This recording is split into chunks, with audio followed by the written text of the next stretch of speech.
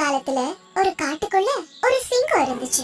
அது அந்த காட்டுக்கே ராஜாங்கிறதால தினமும் கண்ணுல படுற மிருகங்களை துரத்தி துரத்தி அடிச்சு கொன்னு தன்னோட இரையாக்குச்சு. எங்க வெளியில வந்தா சிங்கம் தன்னை கொன்னுடுமோன்னு நினைச்சு எந்த விலங்கும் வெளியில வரவே பயந்துச்சுங்க.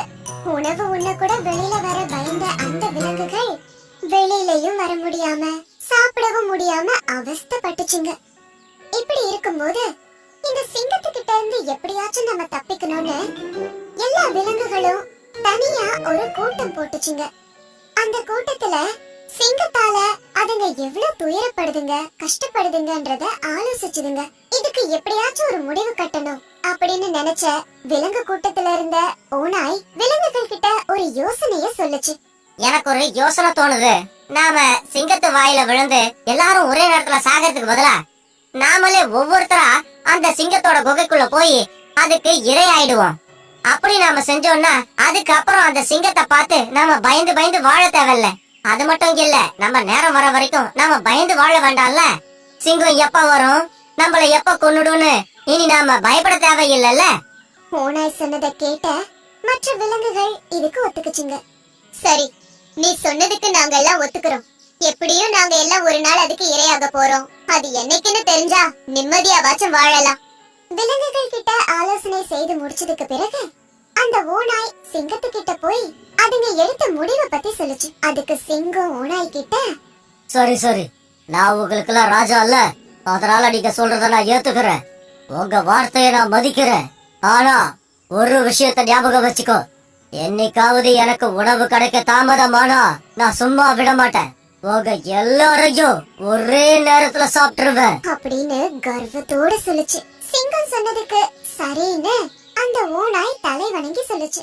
அன்னையில இருந்து ஒவ்வொரு நாளும் ஒவ்வொரு விலங்கா சிங்கத்தோட குகைக்கு இரையா போச்சுங்க. வந்ததுக்கு அப்புறம் சிங்கமும் தன்னோட இரைய ஆனந்தமா சாப்பிட்டுச்சு. சிங்கமும் அலைஞ்சு திரிஞ்சு ஓடி வேட்டையாட வேணான்னு நினைச்சு குகைக்குள்ளேயே சந்தோஷமா இரைய சாப்பிட்டுச்சு. அப்படி இருக்கும்போது ஒரு நாள் சிங்கத்துக்கு இரையாக வேண்டிய ஒரு முயல் குட்டி சிங்கத்தோட குகைக்கு போச்சு. ஆனா அந்த முயல் குட்டி ரொம்ப புத்திசாலியான ஒண்ணு. அதுக்கு சிங்கத்துக்கு இரையா போறதுல கொஞ்சம் கூட விருப்பம் இல்ல. அது மட்டும் இல்லாம தன்னோட காட்டுக்குள்ள இருக்க எல்லா விலங்குகளையும் அநியாயமா இந்த சிங்கம் இப்படி சாப்பிடுதே, அதுக்கு ஒரு பாடம் சொல்லி தரணும்னு நினைச்ச அது ஒரு நல்ல திட்டத்தை தீட்டுச்சு. அதுக்கு பிறகு சிங்கத்தோட குகைக்கு அந்த முயல் குட்டி போச்சு. இவ்வளவு தாமதமா வந்த தன்னோட இரைய பார்த்து சிங்கம் கோபமா வந்துச்சு. அங்க வந்த முயல் கிட்ட, நான் உங்க எல்லார்கிட்டயும் முன்னாடியே சொல்லி இருக்கேன், எனக்கு லேட்டானா பிடிக்காதுன்னு. நீங்க கொடுத்த வார்த்தையை காப்பாத்தல, அதனால நானும் உங்களுக்கு கொடுத்த வாக்குறுதியை மீற போறேன். என் இஷ்டத்துக்கு யார வேணாலும் அடிச்சு சாப்பிட போறேன் அப்படின்னு ரொம்ப கோபமா சொல்லுச்சு அந்த சிங்கம். அதுக்கு பணிவோட அந்த முயல் குட்டி, மன்னிச்சிடுங்க மகாராஜா, தப்பு நடந்து போச்சு. ஆனா நான் லேட்டா வந்ததுக்கு காரணம் இருக்கு, அத முதல்ல சொல்லிடுறேன். அதுக்கப்புறமா நீங்க என்ன கொண்டு சாப்பிடலாம் அப்படின்னு சாந்தமா சொல்லுச்சு. அது என்னன்னு சீக்கிரமா சொல்லு அப்படின்னு கோபமா சொல்லுச்சு. அதுக்கு அந்த முயல், மகாராஜா, நான் உங்க இடத்துக்கு வந்துட்டு இருக்கும்போது நடுவுல ஒரு சிங்கத்தை நான் பார்த்தேன். நான் பயந்து போயிட்டேன். அந்த சிங்கத்துக்கிட்ட மகாராஜாவான உங்களை பத்தி பெருமையா சொன்னேன். ஆனா அந்த சிங்கம் உங்களை பத்தி ரொம்ப தப்பு தப்பா பேசிச்சு. ஆனா எனக்கு ரொம்ப கோபம் வந்துருச்சு. என்னோட காட்டுக்கே மகாராஜா அவரை பத்தி நீ எப்படி இவ்வளவு தப்பா பேசலாம்னு நான் கேட்டேன். ஆனா அதுக்கு அந்த சிங்கம் கோபமா என்ன அப்படியே தூக்கி கொல்ல பார்த்துச்சு. என்ன மட்டும் கொன்னேனா என்னோட மகாராஜா உன்னை சும்மா விட மாட்டாருன்னு நான் அதை எச்சரிச்சேன். அதுக்கு அந்த சிங்கம், உன்னோட மகாராஜா ஒரு மண்டை, அது ஒரு சோம்பேறி, உட்கார்ந்த இடத்துலயே இரைய சாப்பிடுதா. உன்னோட ராஜாவா இருந்தாலும் சரி இல்ல வேற யாரா இருந்தாலும் சரி, என்கிட்ட நேருக்கு நேரா வந்து மோத சொல்லு பார்க்கலாம். அப்புறம் நான் யாருன்னு அதுக்கு நல்லா தெரியும். தைரியம் இருந்தா என்ன நேருக்கு நேர் மோத சொல்லு அப்படின்னு தப்பு தப்பா பேசிச்சு. அதுக்கு நான் என்ன சொன்னேன்னா, நீ இவ்ளோ பேசுறியே, அத நீ என்னோட மகாராஜா கிட்ட நேர்லயே வந்து சொல்ல அப்படின்னு சொன்னேன். அதுக்கு அந்த சிங்கம், நான் ஏன் வரணும், உன் ராஜாக்கு தைரியம் இருந்தா இங்க வர சொல்லு அப்படின்னு சொல்லுச்சு. அதனாலதான் மகாராஜா நான் வர லேட் ஆயிடுச்சு. இத கேட்ட அந்த சிங்கத்துக்கு ரொம்ப கோவம் வந்துச்சு. வா, இப்பவே போலாம், அவன நானு பாத்துறலாம் அப்படின்னு அந்த சிங்கம் கிளம்ப தயாராயிடுச்சு. வாங்க மகாராஜா அப்படின்னு சொல்லி அந்த முயல் குட்டி சிங்கத்தை காட்டுக்கு நடுவுல இருந்த ஒரு பாழடைஞ்ச கிணத்து பக்கம் கூட்டிட்டு வந்துச்சு.